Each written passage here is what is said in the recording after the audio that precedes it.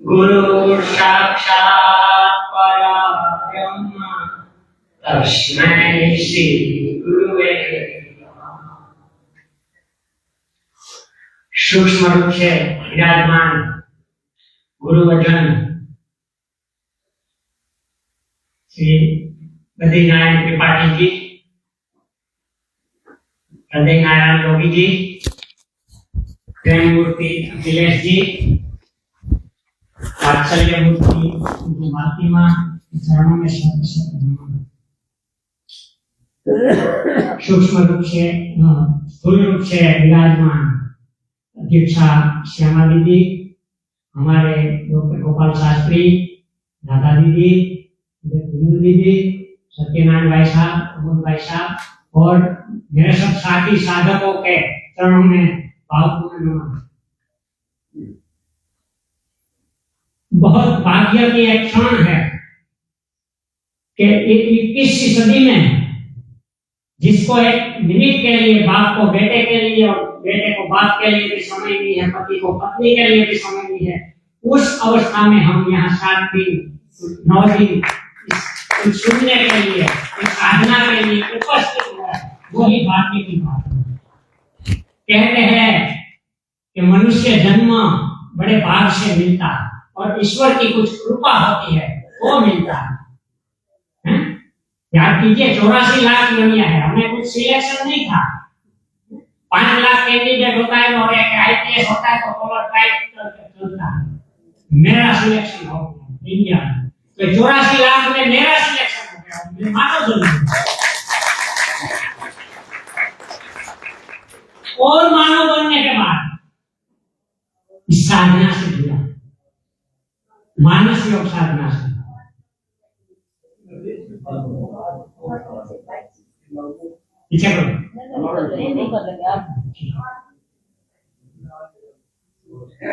इसके बाद हम ये साधना से जुड़े, मानस योग साधना।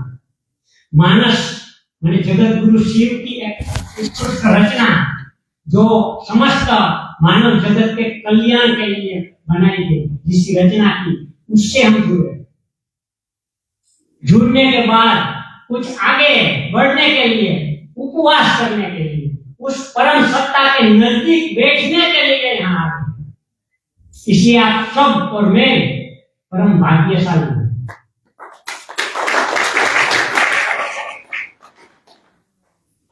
भगवान की कृपा होती है ना, तब मिलता है।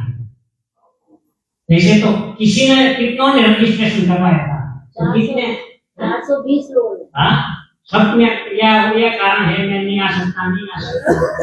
हमारे भाग्य की बात है और उस दिव्य चरित्र से मिलने का मौका इस वक्त है।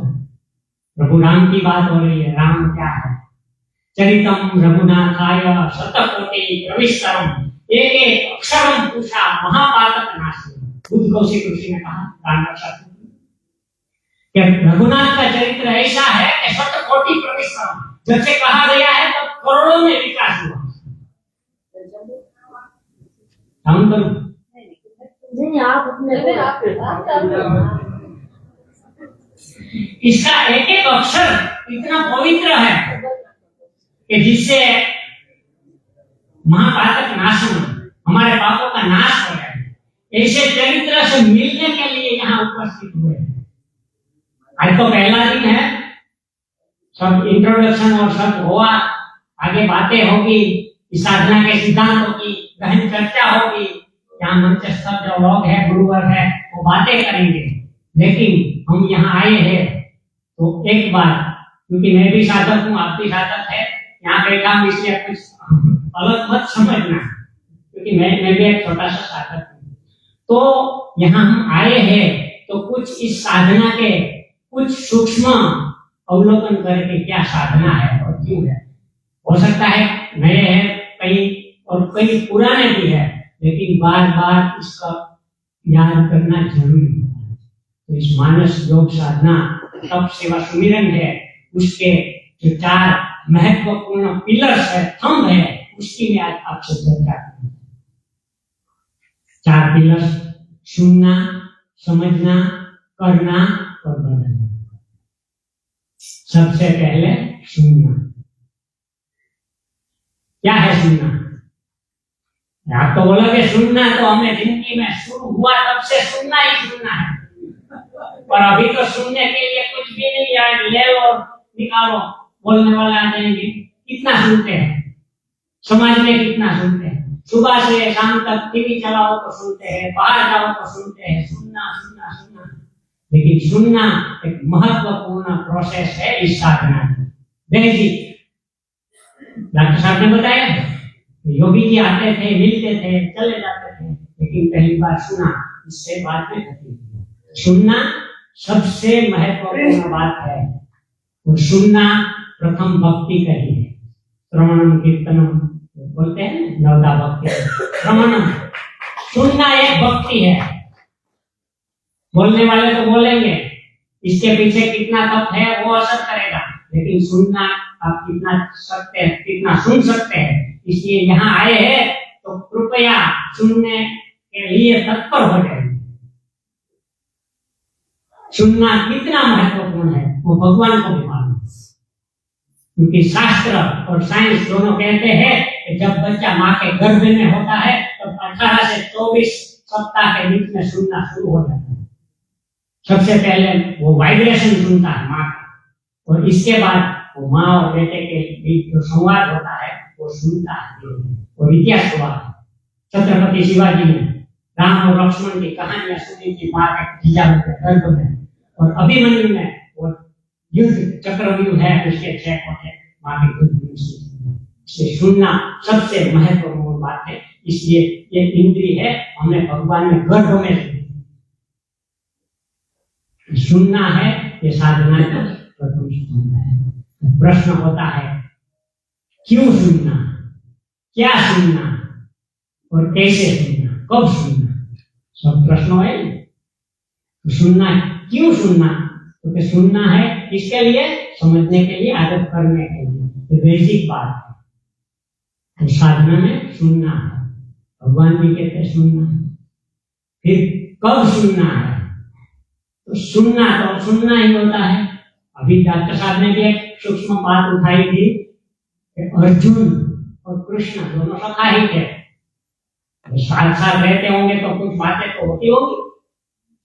लेकिन जब विषाद हुआ, अर्जुन विषाद, रण क्षेत्र के मैदान में सब दोनों सेनाएं आमने सामने खड़ी है, तब उसको प्रश्न हुआ ये क्यों? तब उसने सुना। श्रीमद् भगवत गीता कहाँ सुनी गई? रण क्षेत्र में। लेकिन सुनने को तत्पर थे। सुनने वाला कितना भी बड़ा हो, लेकिन अंदर विषाद नहीं होगा तब तक शब्द कोई प्रभाव नहीं डाल सकता। इससे भी आगे जगत गुरु शिव जिन्होंने मानस की रचना की, एक प्रसंग था। एक बार तो शिव और सती दोनों बैठे थे, और बैठे बैठे शिव जी तो समाधि में चले गए। सती करे तो क्या करे, टाइम पास कभी ऐसा ऐसा ऐसा बोले चला पृथ्वी लोक की चक्कर लगा के आते हैं। देखा पृथ्वी लोक का है, ओ यहाँ तो मनुष्य भगवान की उत्कृष्ट कृति और तीनों तापों से त्रस्त है, दुखी दुख दुखी दुख दुखी दुख।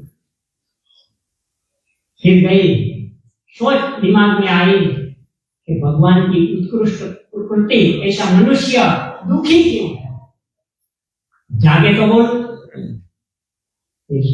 समय आया और शिव जी जागे, बोले प्रभु ये सब क्या है? सीने में जलन, आंखों में तूफान सा क्यों है?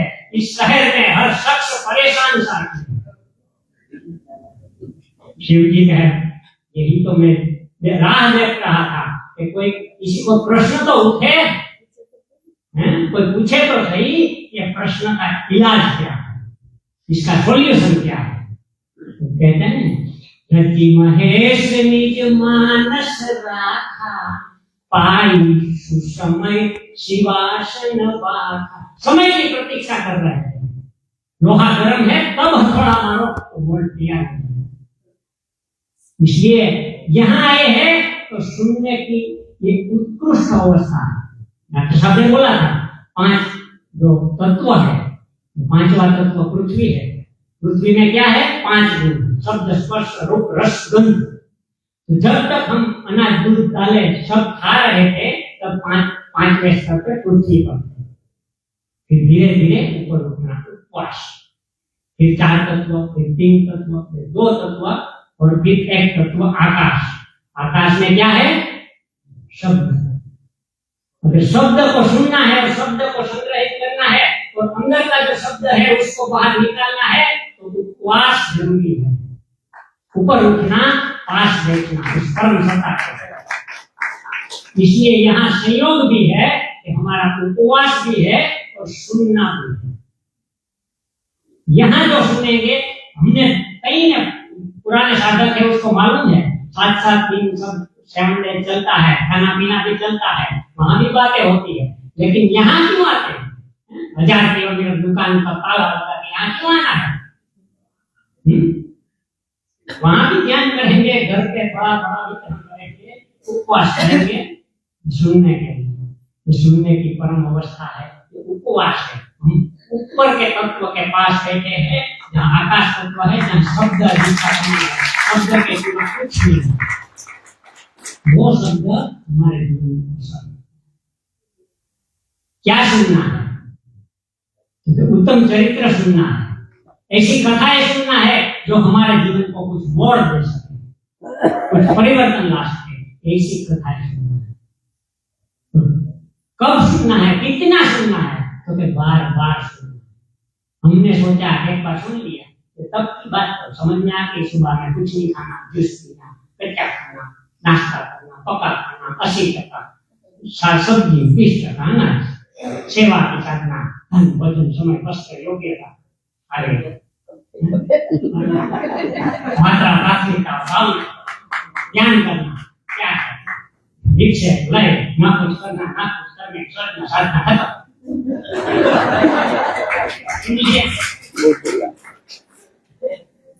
बारंबार, क्योंकि मानस ये गहन विषय है, कहते हैं ना, करने वाला तो कितने कथाकार है, और खुद मानस का कवि कहता है कि गुरुमुख सुन ही बारंबार समझ पड़ी कुछ मति अनुसार। बारंबार गुरुमुख से सुनने के बाद भी थोड़ी थोड़ी मालूम है, इसलिए बारंबार सुनना। और सुनने वाले कितने भी हो, यहाँ से संवाद और संपर्क टूट जाएगा तो साधना टूट जाएगी। भरतलाल जी की सरसता में अयोध्यावासी ने 14 साल तक साधना की और फलस्वरूप जब लंका विजय के बाद राम आए और अंदर का राम भी जागरूक हुआ, 3 दिन का महाउत्सव हुआ अयोध्या में। क्या हुआ? 3 दिन का। फिर राम जी ने कहा अब सब अपने अपने घर जाओ, सदा रहो पुर आवत जाता, सदा आने जाने का रखना, वरना जो सिद्धांत जो समझे है, जाने हैं, वो कब काल की गत्ता में चले जाएंगे पता नहीं चलेगा। काल विपत्ति रसम, काल है वो रस चूस लेता है और आदमी शुष्क बन जाता है, फिर सिर्फ क्रियाएं रह जाती है। इसलिए बारंबार सुनना है, इसलिए बारंबार कही जाती है हरि अनंत हरि कथा अनंता, कहि सुनाहि बहुविधि सब संता। ये किन प्रकार से, किसी भी तरह से ये समझे, इसलिए बार बार हरि कथाओं, अनंत कथाओं को सुनाया जाता है। क्यों? क्योंकि कुछ तो इसके अंदर उतरे, क्योंकि हम इतना सब भर के लेते हैं, इसमें शब्द का उतरना संभव नहीं। उपवास है तब कुछ उतर सकता है, इसलिए ये परम भाग्यशाली है कि यहाँ सुनने के लिए बैठा है। क्या सुनना है? तो उत्तम चरित्र को सुनना। उत्तम चरित्र जब सुनेंगे तो उसके ऊपर दैविक जीवन की अभिलाषा निर्माण होती है कि हमें इस रास्ते पर चल सकता है। और गुरु है वो धीरे धीरे धीरे अपनी योग्यता, अपने साथ लेके, उंगली पकड़ के अपनी योग्यता को बढ़ा बढ़ा के वहां तक ले जाता है। इसलिए हमें सुनना है। इसलिए जब भी मौका लगे सुनने के लिए तत्पर रहो, क्योंकि हमारी संस्कृति में सुनना है वो बेसिक है। सबसे पहले क्या था? वेद। क्या कहते हैं इसको? श्रुति। श्रुति माने सुनना।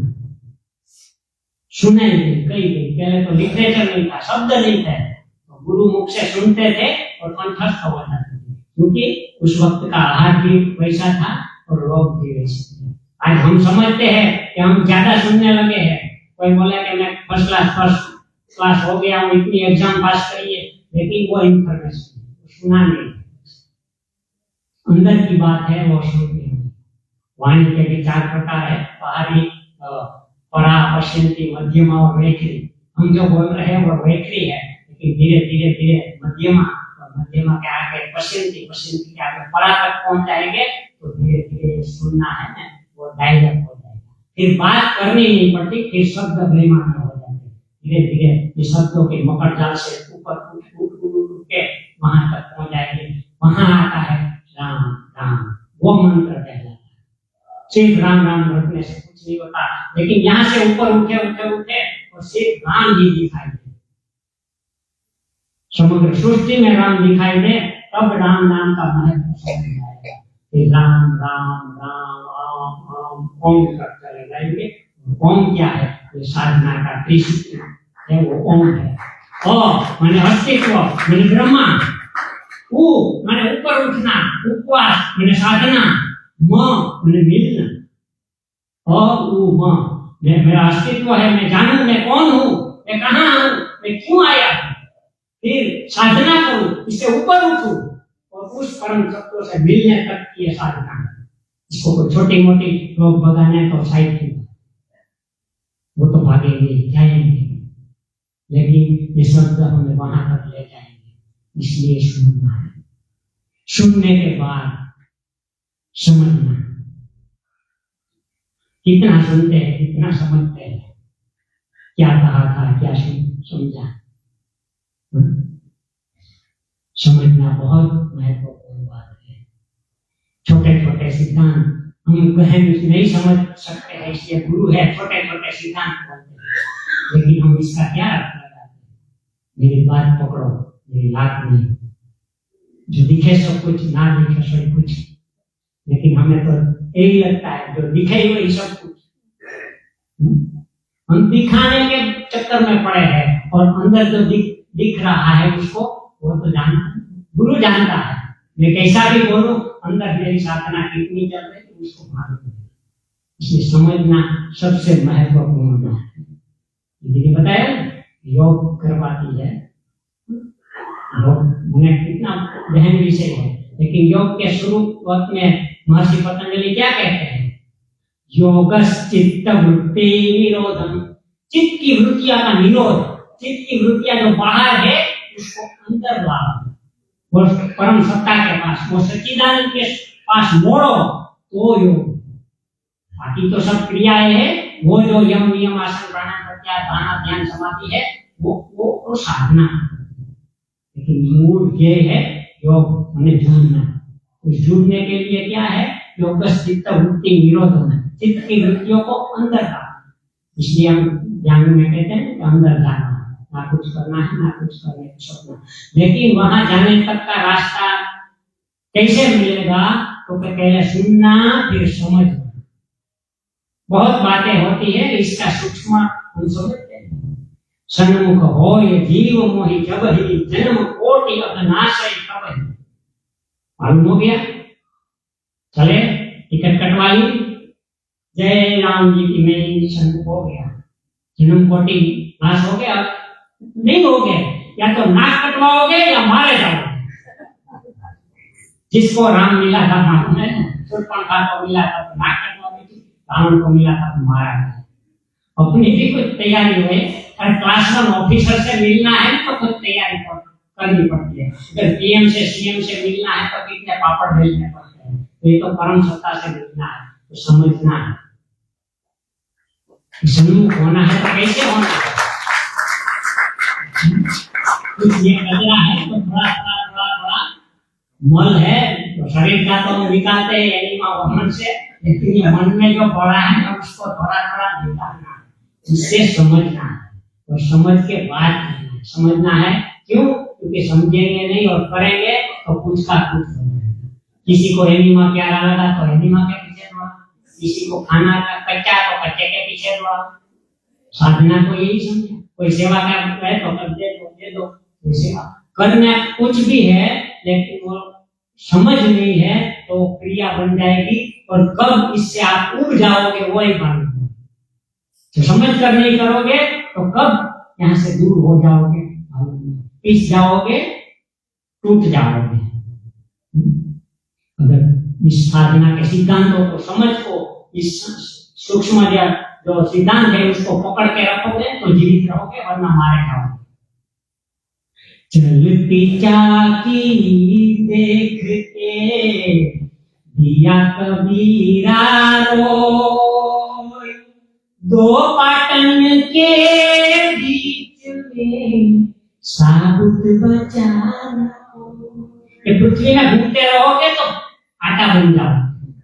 वो कील है, कील के पास वो चाकी उठाई तो वो दाने है पूरे अक्षर, क्योंकि प्रभु के पास है। तो सुनना है क्या कि प्रभुमय सब दुनिया है, तो इसमें दिल और दिमाग को सही दिशा दे तो बन सकती है सुखदायी। तो हमारे जीवन को आगे बढ़ाना है, इस साधना में आगे बढ़ना है तो समझना है, समझने के बाद करना है। फिर करना क्या है? क्योंकि जो सुना है, जो समझा है, इसको प्रयोग करना है। अगर समझा नहीं है तो करने में गलती हो सकती है। क्या करेंगे? और दो बातें वहां भी आएगी, वहां भी समझना पड़ेगा, क्योंकि गुरुमुख से सुना है करो और मरो। और भगवान कहते हैं कि योग सुकर्म कौशलम। भगवान कहते हैं कि कर्मों में आपकी कुशलता हो जाए तो मेरा योग हो जाए, मेरे को प्राप्त करता है। तो यहाँ कहते हैं कि करो और मरो, समझना तो पड़ेगा। तो कर्म की शुद्धता इतनी हो जाए, करना होने में बदल जाए, और कर्म का दायरा इतना बढ़ा दो, सबसे पहला कर्म मैं अपने लिए करूं, वो असुर कहलाता है। मैं और मेरा जो देखता है वो असुर है। फिर थोड़ा दायरा बढ़ा, मेरा और मेरा फैमिली का, फिर मेरा सोसाइटी का देखता है। कोई बोला मैं राष्ट्र के लिए करता हूँ, कोई बोले मैं समाज के लिए करता हूँ, लेकिन एक परम अवस्था ऐसी आए कि मैं भगवान के लिए करता हूँ। तो वो कर्म है तो प्योरिटी आ जाती है, तो वो कर्म योग कहलाता है, कर्म योग। जो कर्म हमें भगवान के साथ जोड़ता है वो करना है। तो ये प्रयोग करना है, जो सिद्धांत में समझाए इसका समझ कर प्रयोग करेंगे तो ये साधना में आगे बढ़ेंगे, वरना बढ़ना संभव नहीं है। रुक सकते हैं, टूट सकते हैं, फिर वापस हो सकते हैं, और फिर समाज में जाके कहेंगे 4 साल तक क्या किया, क्या नहीं किया, वो किया कुछ नहीं, फिर और खाने में रहना है तो बस। इसलिए ये साधना के 4 जो महत्वपूर्ण पिलर्स है, आज पहला दिन है, मौका मिला तो ये 4 बातें समझ लो, फिर बाद में तो सिद्धांत आएंगे, सिद्धांत की सूक्ष्मताओं को समझना है, लेकिन ये सुनना, समझना, करना, चौथा है बदलना। क्या बात कर रहे हो, हम तो बदल चुके हैं।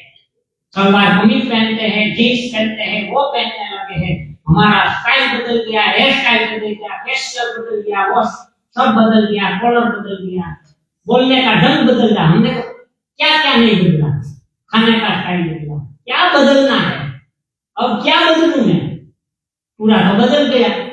मेरे बाप दादा की फोटो देखो, मेरी देखो,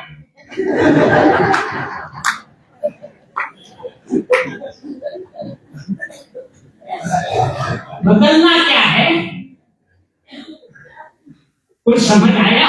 क्या बदलना है? खाना बदल दिया, आपने कहा तो खाना बदल दिया। विचार और भावना का परिवर्तन। पहले विचार क्या था, समाज को देखने का नजरिया क्या था, विजन क्या था, अब देखता हूं, कैसे देखता हूं, कुछ फर्क पड़ा? मेरे को देखने का नजरिया क्या था, अंदर कुछ सूक्ष्म सत्ता रहती है जो सर्वशक्तिमान है, सच्चिदानंद स्वरूप है, वो अगर मालूम हो जाए तो आनंद ही आनंद है। कि विश्व को, पूरे ब्रह्मांड को चलाने वाली शक्ति मेरे अंदर है और प्रकट हो सकती है, मैं इसे मिल सकता हूँ और मेरा जीवन भी वही चला।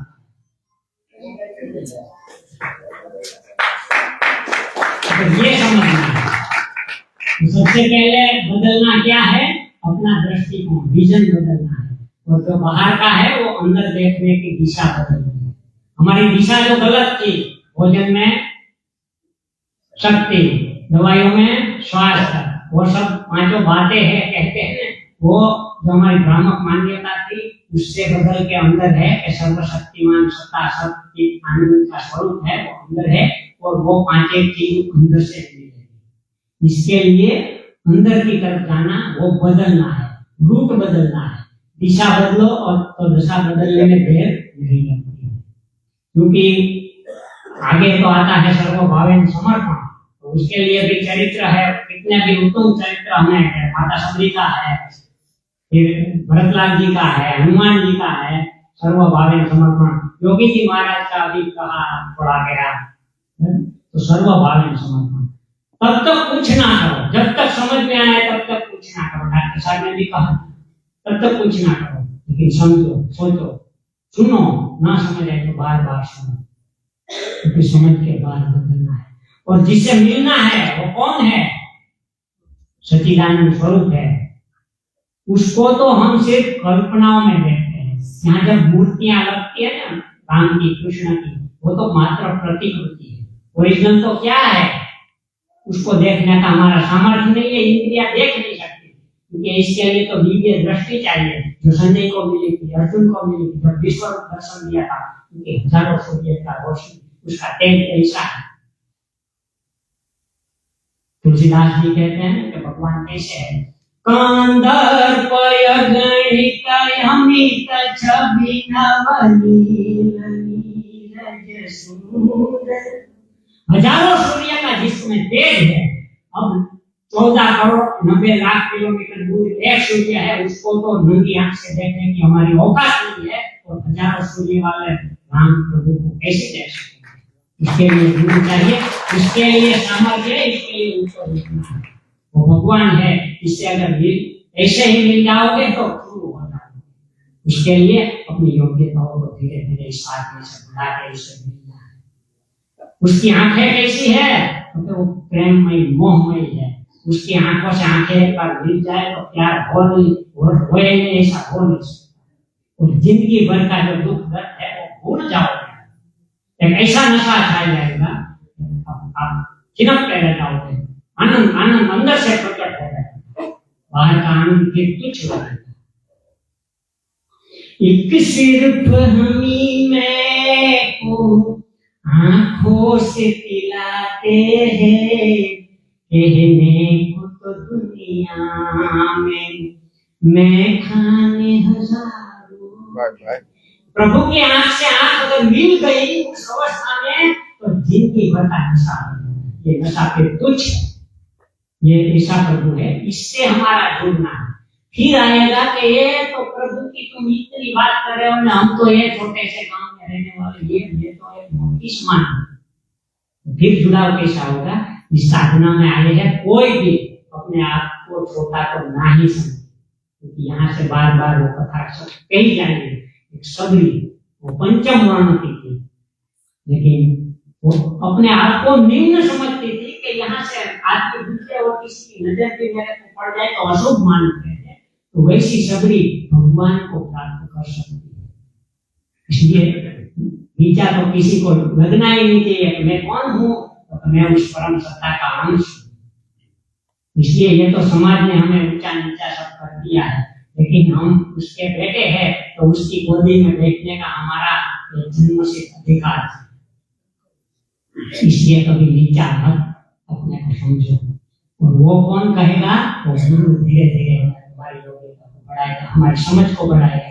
इसके लिए बार बार हमें सुनना है और इस साधना के पथ पे आगे चलेंगे तो आकर लास्ट में क्या है? भगवान की भक्ति मिलेगी और या भगवान का धाम जो सबरी को मिल जाता है।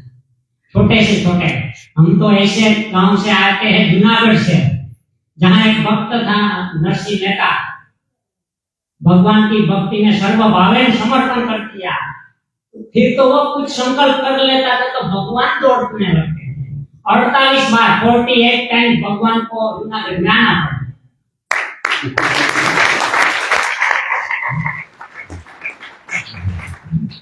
साथी कहते हैं ना कि अगर आपकी जीवन में उपवास चला, आपके भगवान के प्रति आपका समर्पण सर्वभावन हो गया, तो आपका संकल्प के पीछे पूरी कायनात को ले जाना।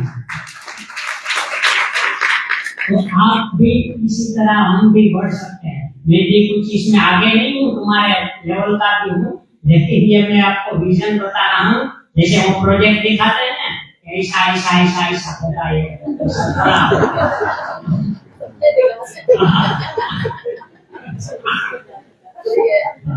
लेकिन ये सही है क्योंकि हमें गुरु के शब्दों पर विश्वास है, और दूसरा कि जो लोग आए हैं देख के वो कुछ बता रहे हैं, वो वर्णन तो कर नहीं सकते कहाँ से, वो शब्द से परे है। मैंने जो आकाश की बात की, जहाँ शब्द है वो शब्द से परे है। तो परम सत्ता है वो तो वहाँ इंद्रिया तो काम नहीं करती, तो इंद्रिया काम नहीं करती तो इंद्रियों से कैसे जाना जा सकता है? वो तो अपने अनुभव बताते हैं। तो यही है, क्योंकि इसके लिए क्या करना है, तो कि सत्संग में आना है, सुनना है। बिनु सत्संग विवेक न होई, राम कृपा बिना सुलभ न सोई। सत्संग में आना। फिर बोले हम तो सत्संग में आए, फिर नहीं समझे। जहाँ जाते सत्संग चलता है, भजन कीर्तन। सत्संग क्या है, तो कि सत्य का संग।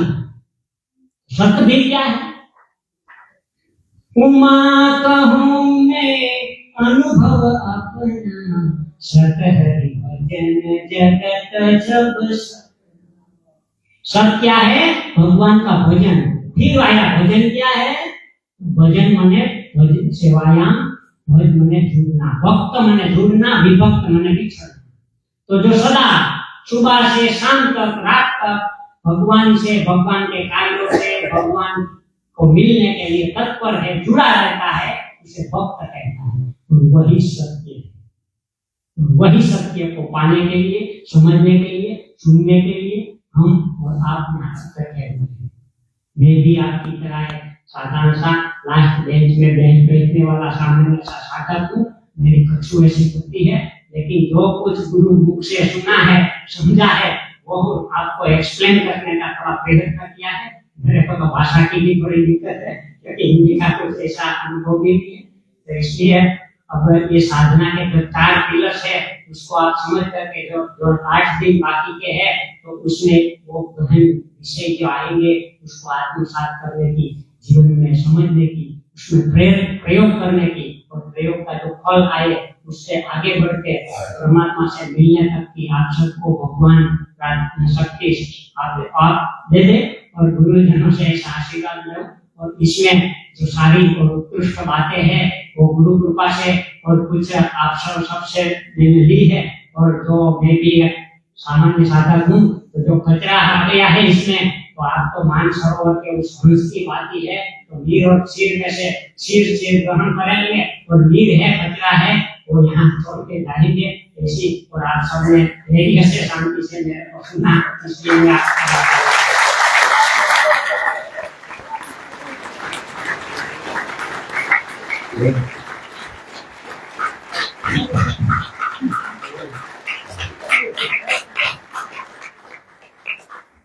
चंदू भाई के बारे में मैं 2 शब्द कहना चाहूंगी। आपको ये दुबले पतले दिखाई देने वाले साधारण से साधक वास्तव में किसी संत से काम नहीं। कैसे? इसके लिए प्रमाण भी चाहिए, केवल मेरे कहने से नहीं। बहुत सालों से हम लोग इनको देख रहे हैं।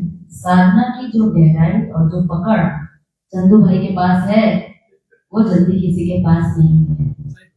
घटना बताती हूँ। कितने साल हुए अभी?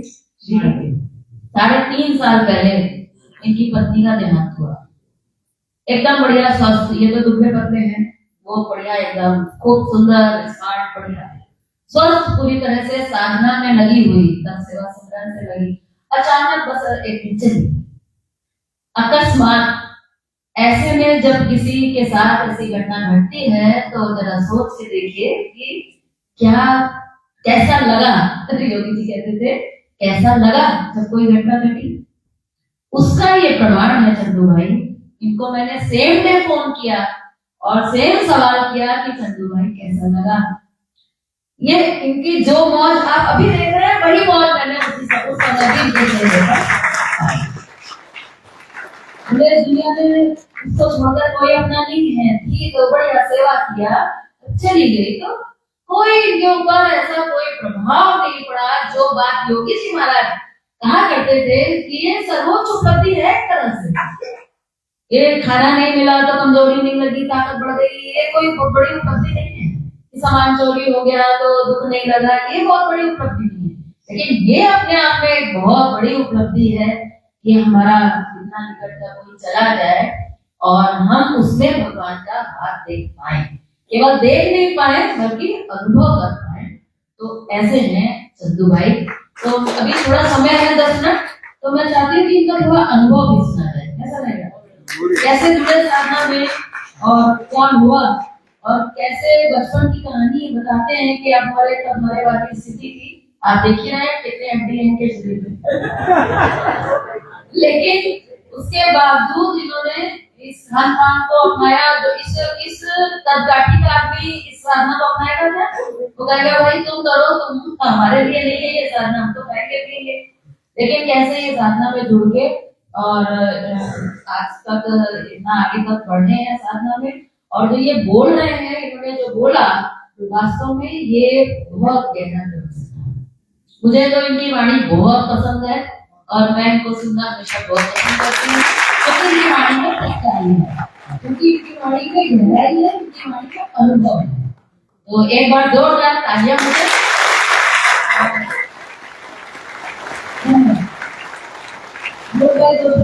उसके बाद हम लोग आपका अनुभव सुनेंगे संक्षेप में। ये दीदी बिल्कुल ठीक बात कह रही हैं।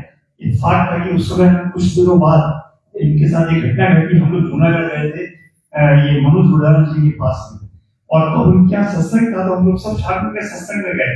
तो मैं बड़ा अजीब सा महसूस कर रहा था कि कुछ ही दिन पहले घटना घटी है और हम क्या सत्संग में जा रहे हैं, मतलब कोई कुछ भी किसी तरीके की बात ही नहीं उस तरह की।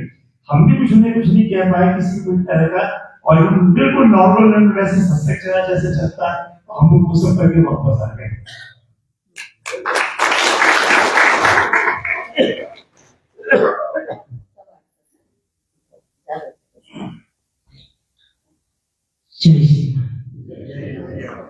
मेरा नाम चंदूलाल सावलिया, मैं जूनागढ़ से हूँ। जन्म से थोड़ा दुबला पतला, इसलिए माता पिता ने ये सोचा कि किस तरह से इसको थोड़ा कुछ बनाया था, तो इसलिए मेरे ऊपर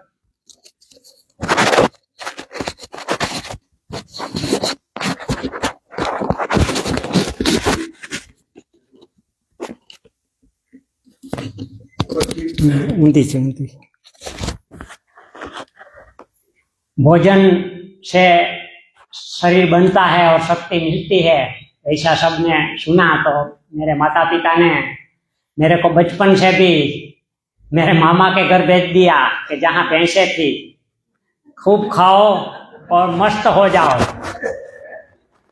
लेकिन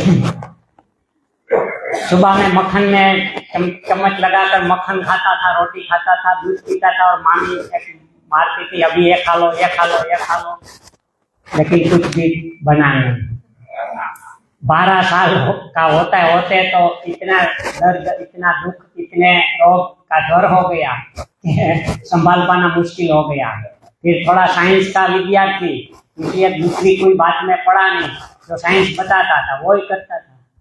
खाने से ये है, ये कैलोरी वाला खाना चाहिए, दुबले को ये खाना चाहिए, प्रोटीन खाना चाहिए, वो खाना चाहिए, फैट खाना चाहिए, चमचवास खाना चाहिए, सब कुछ कर लिया। लेकिन जैसे जैसे करता गया वैसे वैसे मरता गया।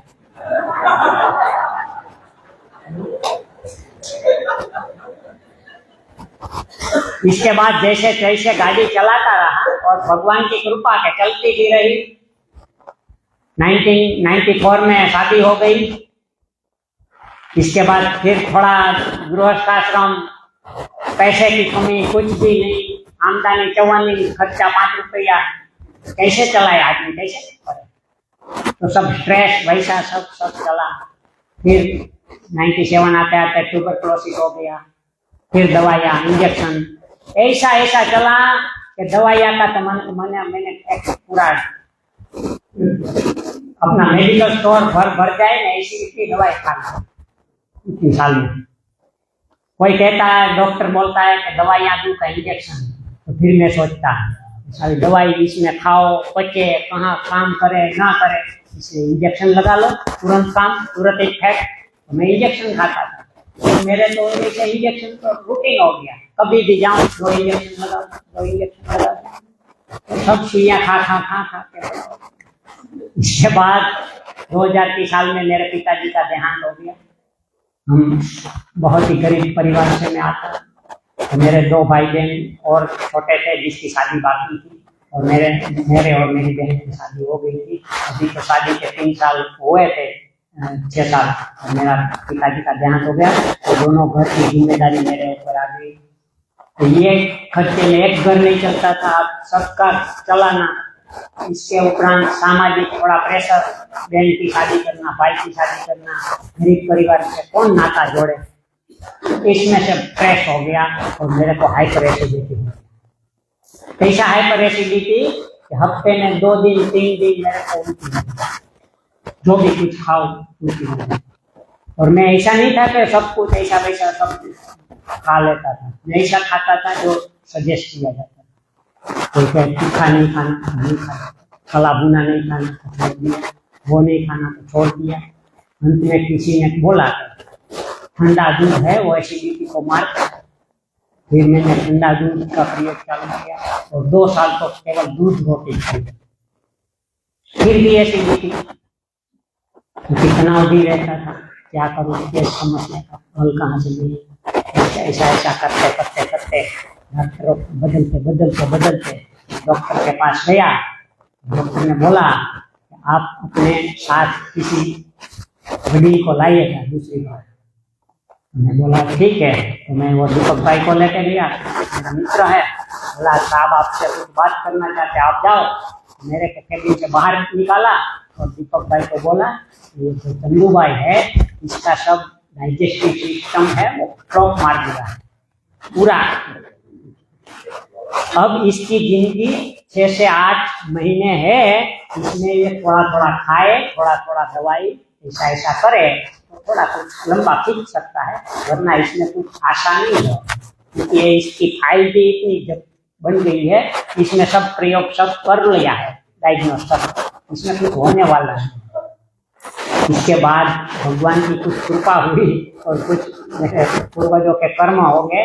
एक बार जो हमारी सीनियर साधिका है चंद्रिका, उसने कुछ कैंप आयोजन किया था 2 घंटे का डॉक्टर साहब का प्रवचन। तो उसका टेम्पलेट घूमते घूमते उसकी कर्मचारी थी, उसने मेरे को दिया, वो मेरे सामने रहती थी। भैया आप तो हर बार उल्टी करते हैं, बीमार रहते हैं, अब तो दुकान बंद रहती है, आपके लिए कुछ है? बोला बच्चा दिखा था, चलो देखते हैं। सब आजमाया तो इसको भी किया। तो 2 घंटे का मैं प्रवचन सुनने के लिए 25 फरवरी 2008 को डॉक्टर साहब का प्रवचन वहाँ सुनने के लिए। यहाँ तो आपको मालूम है सब रूटीन बातें चलती है, रोग कारण निवारण और कच्चा हो सब, और वो कुछ आया, भोजन में शक्ति नहीं है। मैं तो चौंका, क्या पागल बना रहा। ऐसा ही होता है ना कि अभी ये साइंस की परीक्षा किताबें या झूठ है। फिर इसने लास्ट में एक सेंटेंस जो बोला वही मैंने पकड़ लिया, एक बार करके देखो होता है क्या। मैं बोला यही सही समय है, इसको कर लूँगा। फिर वो बोले कि 3 महीने बाद में आऊँगा। फिर मैंने तय कर लिया, जब कच्चा करूँगा 3 महीने खाऊँगा, नहीं गिरने तो इसका कॉलर पकड़ूंगा। इसने कहा है करके देखो।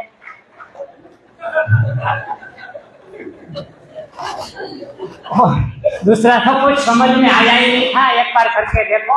घर जाके घरवाली को बोला कल से मेरा कच्चा। वो बोली पागल हो गए हो, दिन में 4 बार खाना पड़ता है, फिर भी कमजोरी हो और 50 में क्या मिलेगा? मैं बोला एक बार करके देखते हैं।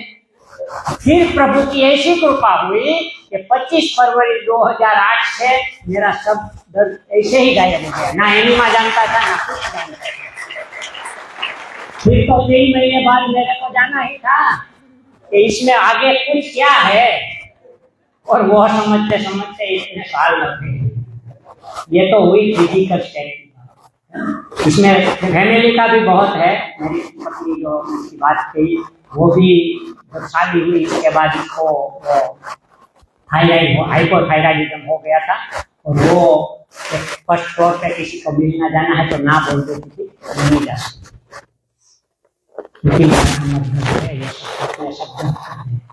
मैं बोला ये मैं बीमार, ये बीमार, जिंदगी चलाए तो चलाए कैसे? फिर ये साधना में आने के बाद 4 महीने के बाद उसने भी साधना की। इसके बाद 1 साल में उसको भी सारे रिजल्ट मिले, और हम दोनों ने अंबाजी तक पैदल गए गिरनार में, और 2 पद यात्रा भी उसने की। तो ये जीवन में बदलाव हमारे पूरे फैमिली में। इसके बाद मेरे बेटे की भी एक छोटी सी कहानी ले लेता हूँ। जब वो कॉलेज में पढ़ता था साइंस में, तब उसको छुट्टियाँ खत्म हो गई तो बोला पापा मैं जा रहा हूँ। तो मेरे मामा का लड़का था, उसको वहाँ होके मैं आनंद चला जाऊँ। बोला कोई बात नहीं। जब गया तो स्वस्थ था, तो रास्ते में इसको उल्टियाँ होनी, एक उल्टी हुई, वो तो कुछ उल्टी कर ली, कुछ होगा खाया पिया उल्टा सीधा होगा।